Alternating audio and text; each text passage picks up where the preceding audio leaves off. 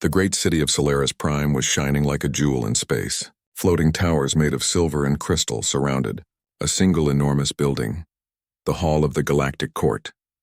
This was the place where the most powerful and intelligent beings of the galaxy gathered to solve disputes, pass judgments, and discuss ideas that shaped entire civilizations. Inside that hall, voices of hundreds of species filled the air like waves. But today there was silence. A silence heavy with curiosity and a hint of amusement. At the center of the vast circular chamber stood a small figure. His name was Lyra HFY, a human from a small blue planet called Earth. He wore a simple dark uniform, nothing like the glowing robes and jeweled suits of the alien delegates around him. His calm expression stood in contrast to the loud murmurs from every side. Humans were new to the Galactic Union. They had joined only 5 years ago, and though they had contributed some minor inventions, most of the older races still viewed them as primitive dreamers. They had not yet proven themselves in the eyes of the court. Until now, the trial of minds was considered one of the highest honors, and also one of the greatest challenges in the galaxy. It was a test that combined logic, intuition, and universal understanding. Every year, the court invited the finest thinkers from across the stars to attempt it. And every year, thousands failed. No being from a newly joined race had ever dared to accept, but Lyra HFY had. The Grand Chancellor, a tall creature with a body made of smooth silver plates, stood at the upper podium. His voice was deep and resonant, echoing through the hall like thunder. "Representative of humanity," he announced, "you stand before the court of Solaris. You have chosen to face the trial of minds. Are you prepared to proceed?" Lyra looked up, his eyes steady. "I am prepared," he said simply. His tone was neither proud nor nervous, just calm, as though he had come to watch the sunrise. The crowd rippled with whispers. The Cerithians hissed softly in amusement, the Vare clicked their crystalline jaws, and the Drellnath laughed in their metallic voices. "Poor creature," one alien said from the side. "He doesn't even have a neural enhancer," another commented. "Humans still use language instead of telepathy," a third added mockingly. "This will be quick." Lyra heard the laughter but didn't react. He had expected it. The Chancellor raised a hand, and at once the floating lights above the chamber began to move. Hundreds of glowing symbols appeared in the air, spinning and rearranging themselves into strange patterns. Some looked like numbers, others like shapes or waves of energy. They shifted colors, blue, gold, red, in a rhythm that almost felt alive. "This," the Chancellor declared, "is the equation of resonance. It is a mystery that even the greatest minds of our time have not fully solved. The task is simple. Find the harmonic key that unites all frequencies into one balanced form. You will have 1 hour." The hall darkened slightly, and only the soft glow of the symbols remained. Every judge leaned forward. Some smiled, expecting a quick failure. Others simply watched, curious about what a human might attempt. Lyra stepped closer to the holographic display. His eyes followed the patterns as they moved, twisting lines, shifting pulses of color, dancing in endless combinations. He could almost feel the movement, like sound waves brushing against his skin. To anyone else, it looked impossible. The patterns moved in so many directions that even advanced AI systems failed to predict their next alignment. The Drellnath once built a supercomputer to analyze it. It overheated in seconds. Lyra simply watched. Minutes passed. The court grew restless. Some aliens began whispering again. Does he understand it at all? He hasn't touched the console. Maybe he's waiting for inspiration from his stars. Lyra slowly closed his eyes. A few judges looked puzzled. "Is he sleeping?" one asked. But then something strange happened. The symbol's rhythm seemed to change slightly, as if they responded to an unseen signal. The room grew quieter. Even the machines around the chamber slowed their mechanical hums. Lyra was not asleep. He was listening. Ever since he was a child, he had found comfort in patterns, the sound of rain, the rhythm of footsteps, the hum of an engine. He believed everything in the universe had a kind of song. It was not a sound one could hear with ears, but something deeper, a vibration that connected all things. Now standing in the Galactic Court, surrounded by beings who measured intelligence in numbers and energy levels, Lyra listened for that hidden song. He noticed how the symbols changed colors and cycles. Every few seconds, a faint pulse of blue would repeat, followed by a golden flare. He began to realize the symbols were not random. They moved like notes in a melody. Then he whispered softly to himself, "It's not an equation, it's music." The words were almost lost in the silence, but a few translators picked them up and echoed them aloud in hundreds of alien tongues. At once, laughter broke out. The Chancellor's eyes glowed. Music. You compare the equation of resonance and the foundation of cosmic order to primitive entertainment from your world. Elior didn't answer. He opened his eyes again, a faint smile touching his lips. Not entertainment, he said quietly. Expression. The laughter grew louder. The Cerithians clapped their clawed hands. The Vare made clicking noises like glass breaking, and the Drelnith's mechanical bodies vibrated with amusement. Humans truly are strange, someone said. Perhaps he will sing the answer, another joked. But Elior did not look embarrassed. He stepped forward and touched the console before him. The holographic lights reacted instantly, spinning faster. He traced a path in the air, connecting several glowing symbols. As he moved his hand, the shapes began to hum faintly, not with words but with tones. The laughter slowly faded. The tones rose and fell, forming a gentle rhythm. Each pulse of light matched the beat of a hidden melody only Elior seemed to hear. The Chancellor frowned. "What are you doing?" Elior looked up. "Listening to what it's trying to say." The judges exchanged confused glances. They had seen mathematicians, engineers, and physicists attempt this puzzle using the most advanced methods in existence, but never had anyone simply listened. The human continued, speaking softly as he adjusted the patterns. "When I was a boy," he said, "I used to listen to the wind in the mountains of Earth. It made sounds that changed with every valley, every rock. The wind wasn't random. It followed the shape of the land. These symbols," he gestured to the floating patterns, "follow the shape of space itself." The court watched in stunned silence.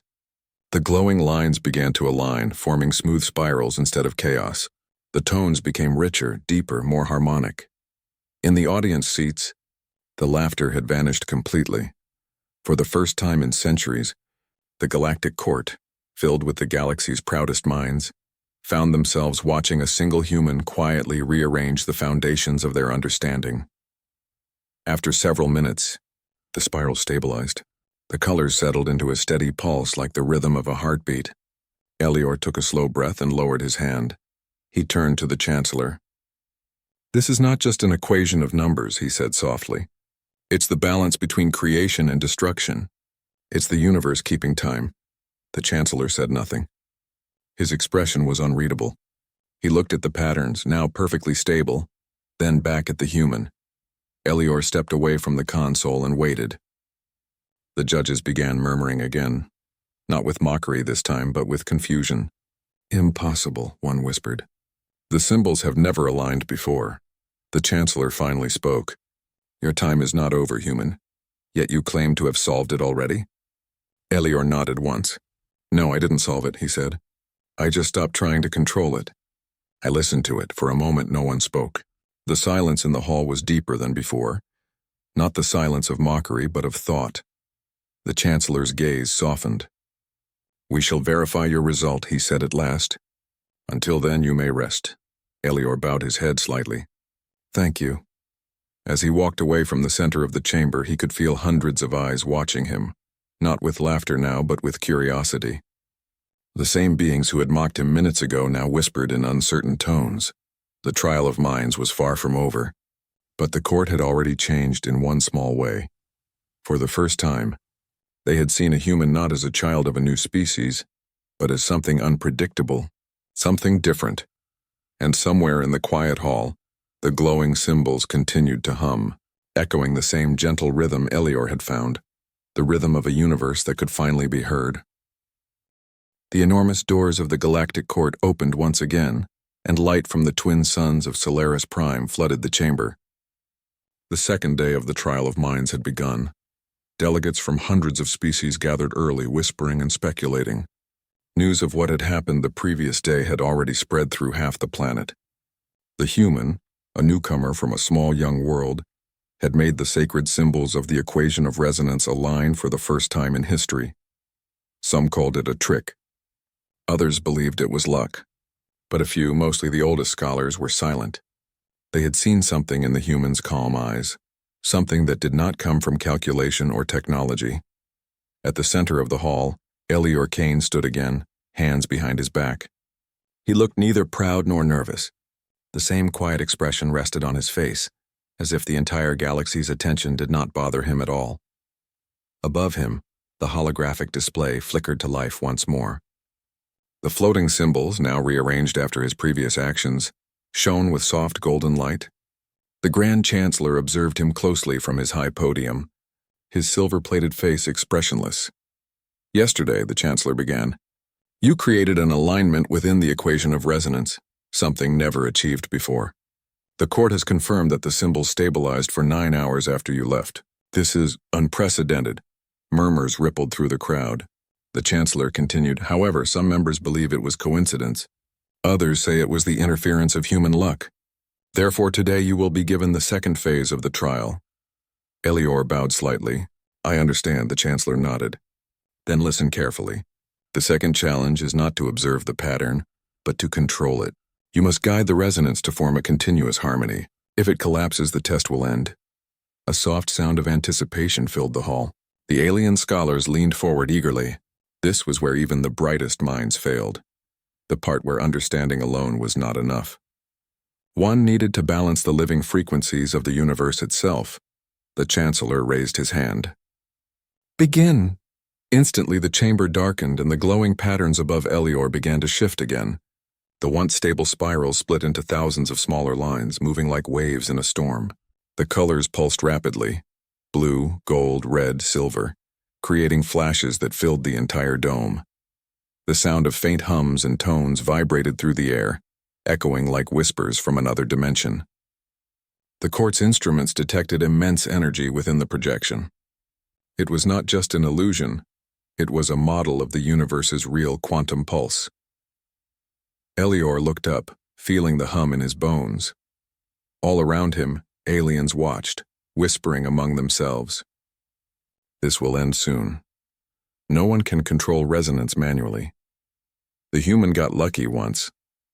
Luck does not last. Elior ignored their voices. He stepped closer to the console again, the light reflecting in his eyes. He remembered the laughter from yesterday, the way the crowd mocked him for calling the equation music. But when he had spoken that word, something had changed. The patterns had responded, as if they had been waiting for someone to call them that. Now he decided to listen again. He took a deep breath, closed his eyes, and let the vibrations wash over him. The sounds in the air were uneven, too many frequencies fighting each other. It was chaos disguised as order, but beneath that he could sense something faint, a small rhythm hidden within the noise. He whispered softly, "There you are." The nearest alien judge frowned. "What is he saying?" Elior opened his eyes and touched the console. The holographic waves trembled at his command. Slowly he began adjusting the tones, not through mathematical input, but by rhythm, like a conductor guiding an invisible orchestra. Every movement of his hand created a soft sound, a tone that matched the pulse of the symbols. The frequencies began to synchronize little by little. From the audience seats, the alien scholars were both fascinated and irritated. "He's not calculating anything," one protested. "He's just playing with the lights. Is this a game to him?" Another sneered. The Chancellor, however, said nothing. His glowing eyes stayed fixed on Elior. As the human continued, the chaotic hum began to shift into something strange, a gentle, repeating pattern. The vibrations in the chamber evened out. The glowing symbols slowed their erratic dance and started to move together, like planets following an orbit. A low, melodic tone filled the air. Every being in the room felt it, not just in their ears, but deep in their chests. The sound resonated through their bodies, through the floor, even through the air they breathed. It was calm yet powerful. Elior whispered softly as he worked, "Every frequency seeks harmony. It's just waiting for someone to hear it." The Drellnith representatives exchanged uneasy glances.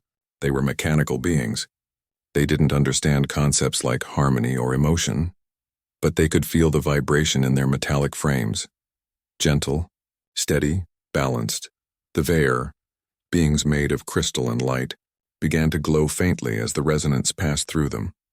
Even the Cerithians, who had mocked the human before, now sat in silence. Elior's movements were slow and deliberate. He raised one hand, adjusted the pattern slightly, and the entire projection changed color, from gold to deep blue. The tone grew softer, like a whisper of wind across water. Then he spoke again, his voice calm but filled with certainty. "You've all been trying to solve this, but it's not a problem. It's a story. Each symbol is a voice, and all of them want to be heard." The Chancellor leaned forward. "A story?" Elior nodded. "Yes, the universe is not silent. It speaks in waves, in motion, in rhythm. The more you try to control it, the more it fights back. But if you listen, truly listen, it sings." The entire hall was silent now. The earlier laughter had vanished completely. Even the audience from the highest seats could hear the deep, slow resonance filling the room. The projection's chaotic lights had turned into a perfect spiral again. Only this time it was moving like a heartbeat. The Chancellor looked at the data screens before him. The measurements showed perfect energy balance and something not even their machines could achieve. He whispered to himself, "Impossible." Elior lowered his hands and stepped back. The projection continued to hum softly, the spiral floating above him like a living thing. Then, without warning, one of the Cerithian judges stood up. His tall body shimmered with anger. "This is nonsense," he shouted. "He tricks you with words and rhythm. The human uses illusion to fool the court." The Chancellor raised a hand for silence, but the Cerithian continued, pointing a glowing finger at Elior. "He speaks of songs and stories. This is science, not art. The trial of minds demands calculation, not superstition." Elior looked at him calmly. "Then tell me," he said gently, "why did your equations never make the resonance stable for even a moment?" The Cerithian froze. The other delegates turned toward him. He had no answer. Elior continued, his voice steady but kind. "Science and art are not enemies. Logic is how we understand the structure, but intuition is how we connect to it. The universe has both. You cannot hear one without the other." The hall was silent again. The Chancellor's metallic face showed no expression, but his tone softened when he spoke. "Human, you believe the universe feels?" Elior smiled faintly. "Not like we do. But it moves with purpose. Every sound, every pulse, every heartbeat, it all follows something greater. You call it resonance, I call it harmony." A long moment passed. Then slowly the Chancellor nodded. "Continue." Elior bowed slightly and turned back to the projection. The spiral pulsed once more, brighter this time. He placed both hands on the console and let the rhythm guide him. The harmony deepened. The tones became layers, gentle notes flowing together like water and wind. The air shimmered with invisible waves. For several minutes, no one spoke. The entire galactic court sat in complete silence, mesmerized by the sight and sound. When the resonance finally faded, the hall was quiet. The projection dimmed slowly, leaving only a faint echo that lingered in the air. Elior stepped back again and said softly, "It's done." The Chancellor looked down from his high seat. "You have stabilized the resonance." "Fully," he said, his voice almost a whisper. "No machine, no being in all our history has done this. Tell me, human, what did you whisper to it?" Elior looked at the spiral's fading light and answered, "I told it to breathe."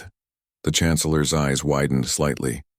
Around him, the judges exchanged stunned looks, and for the first time since the Galactic Court was built, no one laughed.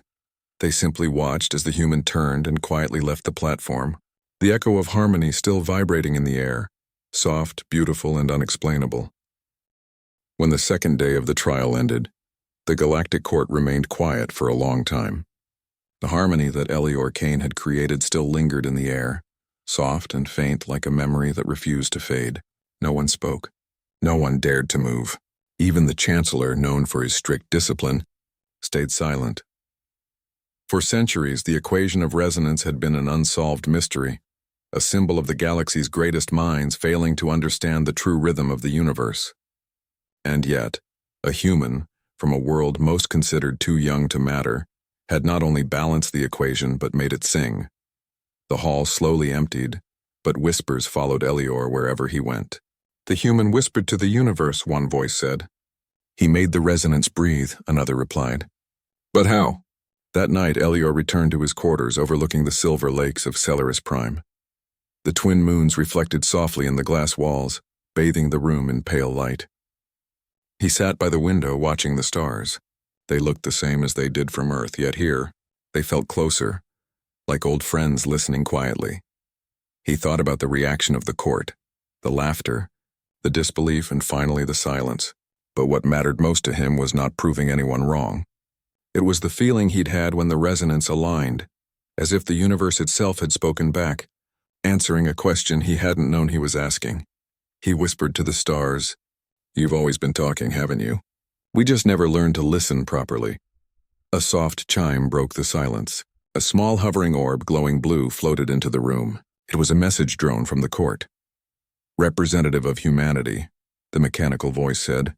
"The Chancellor requests your presence at dawn in the private chamber of the High Council. The trial will continue." Elior smiled faintly. "Of course," he said. "Tell the Chancellor I'll be there." When morning came, the grand chamber was dimly lit. Only the 12 judges of the High Council were present this time. No audience, no laughter, no noise. The Chancellor stood at the center, waiting. "Elior Kane," he said, "your performance has shaken the foundations of our understanding. Many claim you have discovered something beyond logic. Some fear it. Some worship it. But the court does not act on belief, we act on truth." Elior nodded calmly. "Then let us find the truth." The Chancellor gestured toward a floating platform covered in shimmering light. "This is the core projection, a model of the harmonic frequencies of existence itself. We have built it using the combined data of 100 civilizations. The final test is simple. Explain what you did yesterday and show us why it worked." The platform hummed softly, its surface shifting with waves of color. Elior stepped forward and looked at it carefully. "You've built a perfect model," he said. "But it's missing one thing, the part you can't measure." One of the judges, a tall, transparent being made of crystal, tilted his head. "And what is that?" Elior smiled gently. "Feeling." The crystal judge frowned. "Feeling has no place in science." "Then maybe science has been walking with one eye closed," Elior replied softly. A few judges exchanged curious glances. The Chancellor raised a hand. "Explain, human." Elior nodded. He walked around the projection slowly, his fingers tracing the patterns of light. "You see these waves, how they move and change? You treat them like numbers. But numbers are only one way to understand a pattern. To you, each frequency means data. To me, each frequency means intention. It's alive, alive," another judge repeated skeptically. "Yes," Elior said. "Not like us, not with thought or emotion, but alive in purpose. Every vibration in the universe seeks balance. That is its nature. When I aligned the resonance, I didn't command it. I listened to what it wanted." The chamber was silent again. Some judges stared in disbelief while others looked thoughtful. The Chancellor's eyes glowed brighter. "You claim the universe communicates?" Elior took a deep breath. "I think it always has. You call it physics. We call it art. But both are the same language spoken in different ways. You asked me to find the harmony in the equation of resonance. I didn't solve it, I heard it." He paused and then whispered softly. It was whispering all along. For a moment, no one spoke. Then the crystal judge said quietly, "Prove it." Elior smiled slightly. "Gladly." He reached toward the projection again. The waves of color flickered and reacted to his movement. He placed his palm gently over the center and a faint tone filled the chamber. Low, slow, and steady.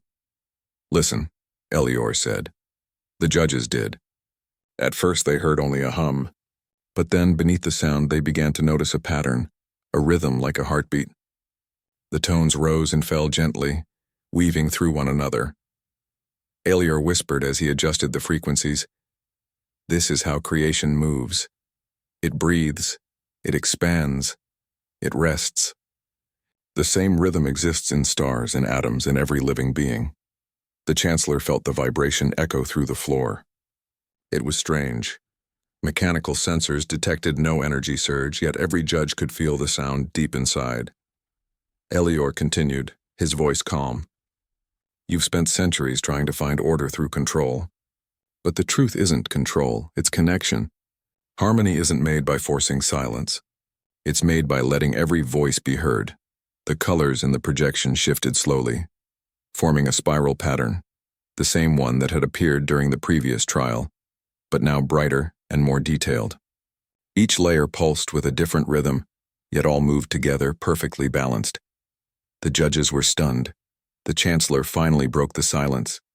"And what do you call this?" he asked. Elior looked up, his voice barely above a whisper.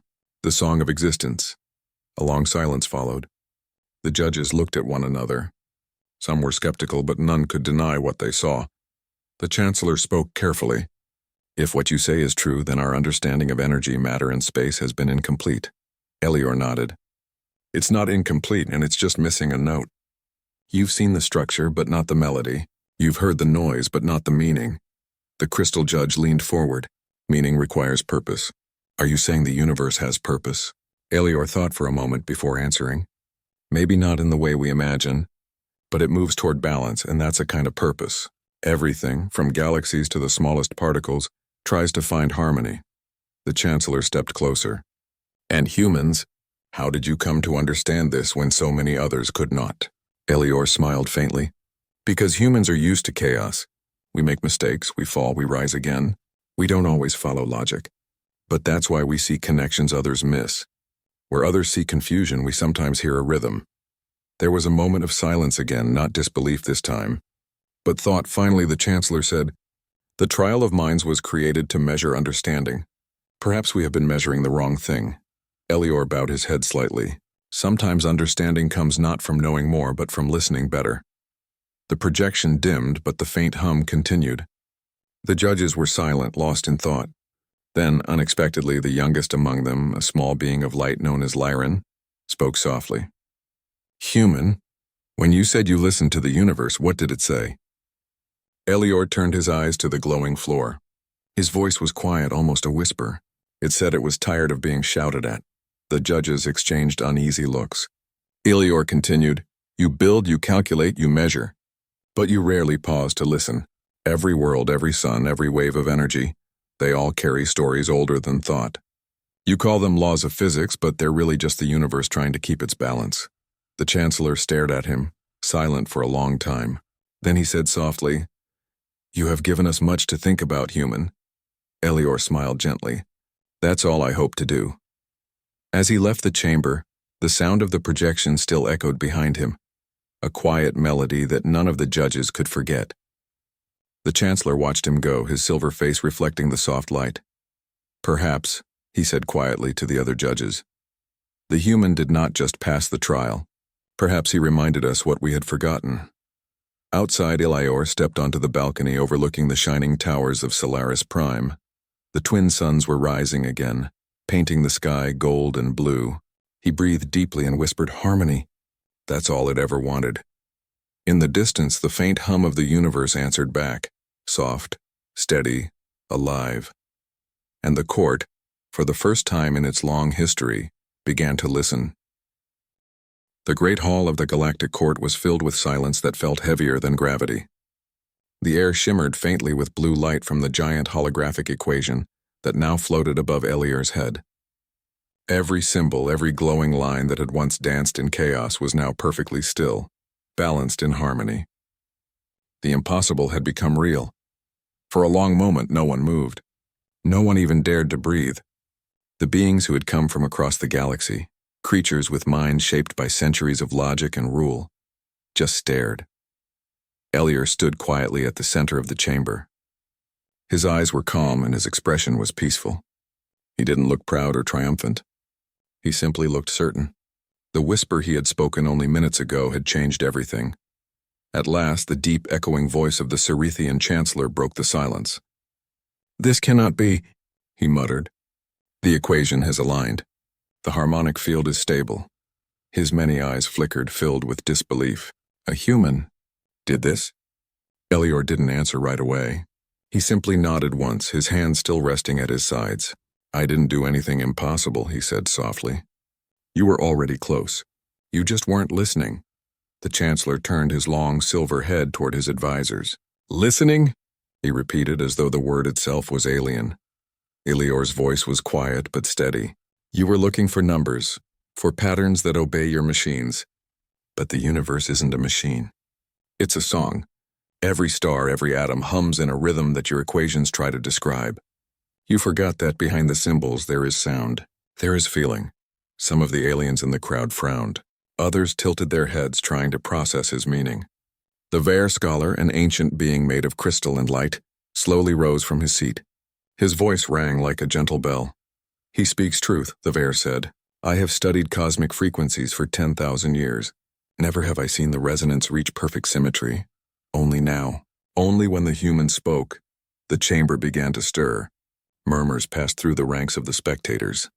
The laughter that once filled the hall was now replaced by wonder. The Chancellor's eyes glowed. "Run the analysis," he ordered.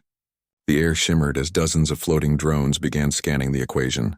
Energy patterns danced across the room like ribbons of color. Numbers appeared on the holographic screens, followed by graphs and readings. A technician gasped. "The equation's resonance field is producing a predictive waveform." Another added, "It's not just stable, it's generating energy patterns we've never seen before. It could be a new form of power." Elior remained still as the aliens worked around him. He wasn't surprised. He had felt it the moment the tones aligned. It was as if the room itself had begun to breathe again. The Chancellor stepped closer to him. His many eyes narrowed, filled with both awe and confusion. "You claim this is harmony," he said. "Yet you have no proof beyond your instinct. How can logic accept such a thing?" Elior smiled slightly. "Logic is the language of the mind. Harmony is the language of existence. You don't need to believe it, you can hear it yourself if you stop trying to command it." The Chancellor turned away, silent. His long hands tightened at his sides. He was a creature of order, raised in a world where everything had an answer.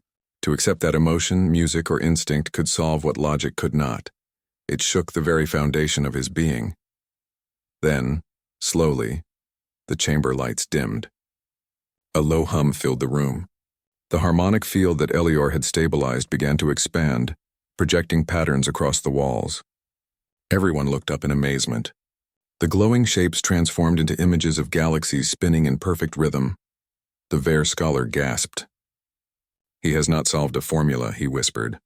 "He has revealed a law of nature itself." Elior looked up as the pattern spiraled outward. "The universe doesn't separate math and art," he said quietly. "They are the same. One expresses truth through reason, the other through beauty. Both are needed to understand the whole." The Chancellor slowly turned back toward him.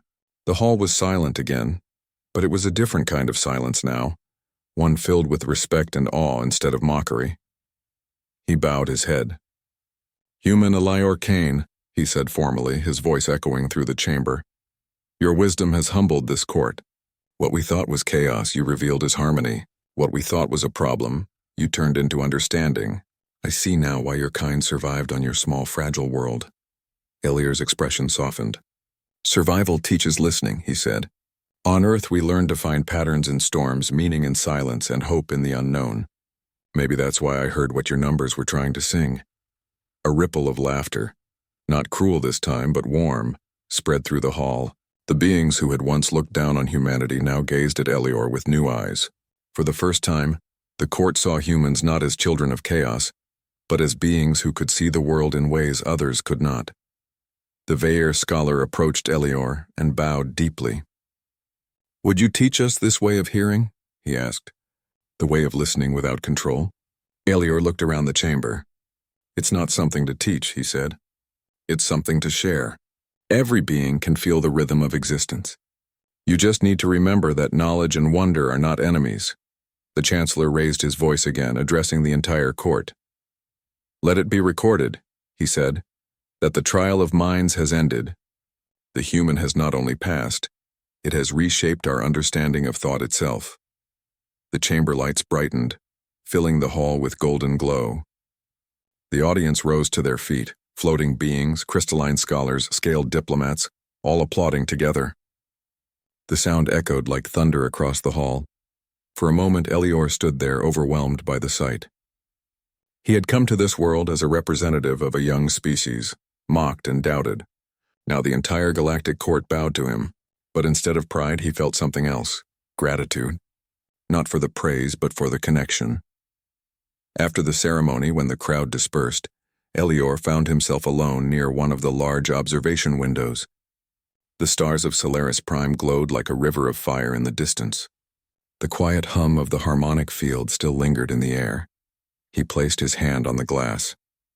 "It's never about proving who's smarter," he murmured to himself. "It's about reminding everyone that we're all part of the same song."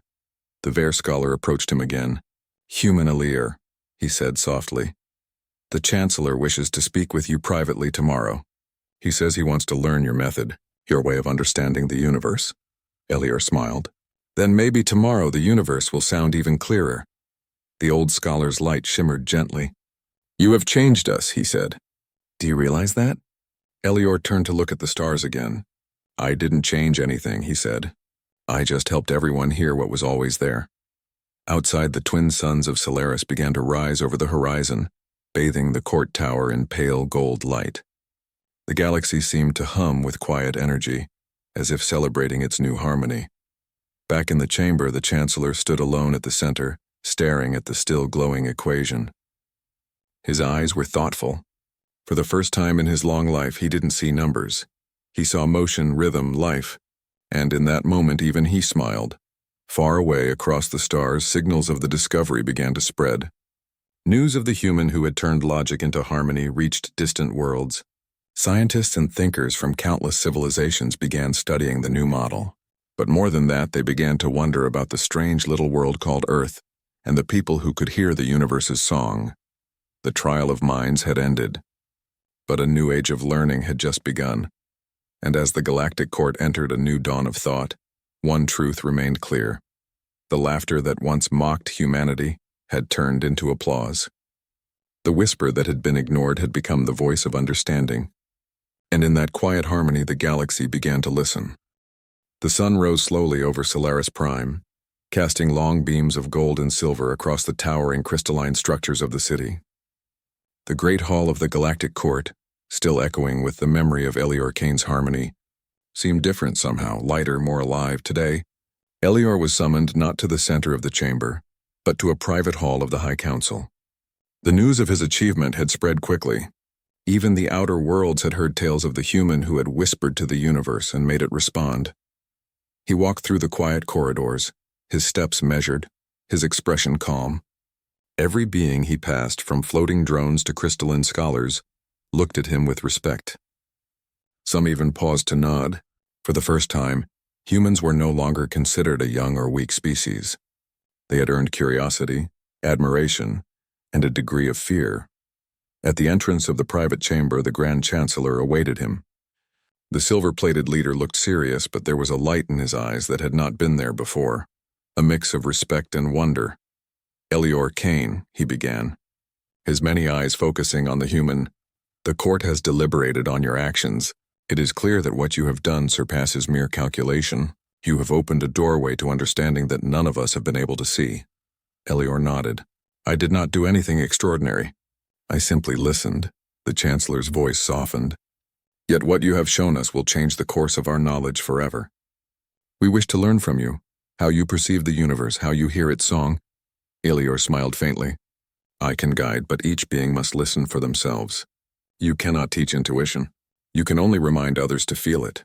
The Chancellor nodded thoughtfully. "Then guide us, human. We will follow as you demonstrate." The council chamber became a place of learning. For days, Lyra worked with the council members, showing them how to feel the harmonic patterns behind the numbers, how to listen instead of control, and how to sense the subtle rhythms of the universe. At first, many struggled. Some could not hear beyond the hum of their own thoughts. Others tried to force the vibrations into shapes their minds understood. But gradually, under Elior's patient guidance, the council began to understand. The crystalline Ver scholars learned to see the energy not as abstract light, but as a rhythm they could follow. The Cerithians, who had once mocked humans for their simplicity, discovered patterns in their calculations they had never noticed. Even the mechanical Drelnith found that the vibrations resonated with their systems in ways that made their computations faster and more precise. It was as though the entire council had been given new senses, new ways to perceive the cosmos, and all of it came from a simple truth. The universe was not only logic, it was life, movement, and melody. Word of Elior's teaching spread quickly through the galaxy. Scientists, philosophers, and leaders traveled from distant worlds to observe the human who had revealed the song of existence. Every lecture, every demonstration, every whispered instruction changed minds. On planets where disputes had lasted centuries, leaders began to listen rather than argue. On research stations where experiments had failed repeatedly, scientists discovered solutions simply by sensing the patterns rather than forcing them. For humanity, the effect was even more profound. The small blue planet, long considered a minor world with few resources and a young civilization, suddenly became known across the stars. Humans were no longer outsiders.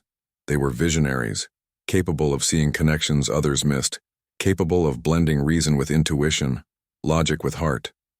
Yet Elior remained humble. He never claimed ownership of the discoveries. He simply reminded beings to listen. "Do not follow me blindly," he told those who asked him to teach. "The universe is not a rule book. It is a song. You can learn its notes, but you must play it yourself." Months passed and the effects of Elior's work became tangible. On one distant world, engineers who had spent decades trying to stabilize a volatile energy core finally succeeded by following the principles of harmonic alignment. On another planet, the leaders of warring factions discovered a shared pattern in the natural cycles of their world, which allowed them to negotiate peace. Elior watched from the observation deck of the court, gazing at the stars. He realized that his small act of listening had created ripples across the galaxy, not with force, not with power, but with understanding. A messenger drone arrived, hovering silently before him. "A transmission, human, from your homeworld." He touched the screen. Voices full of hope and curiosity spoke of humans being recognized in the Galactic Union. Young humans were now being trained in both science and harmony, taught to observe and feel rather than only calculate. Elior smiled. His small voice, once ignored, had echoed farther than he could have imagined. Humanity had gained respect, not through conquest or wealth, but through perspective. In the court, a meeting was called with the highest-ranking beings. The Chancellor spoke. "Elior Kane has shown us a new way of thinking. What is more remarkable is that it comes from a human, a species we once underestimated.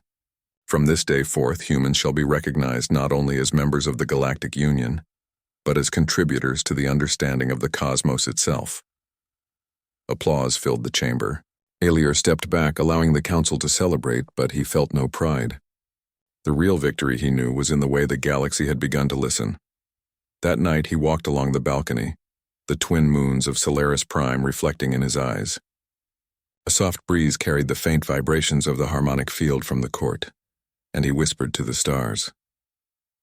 "You were speaking all along. I just had to listen."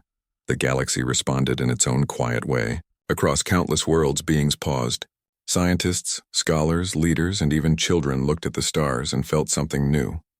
The quiet heartbeat of existence. It was the same rhythm Elior had heard in the first moment of the trial, and now it was beginning to echo in every corner of the galaxy.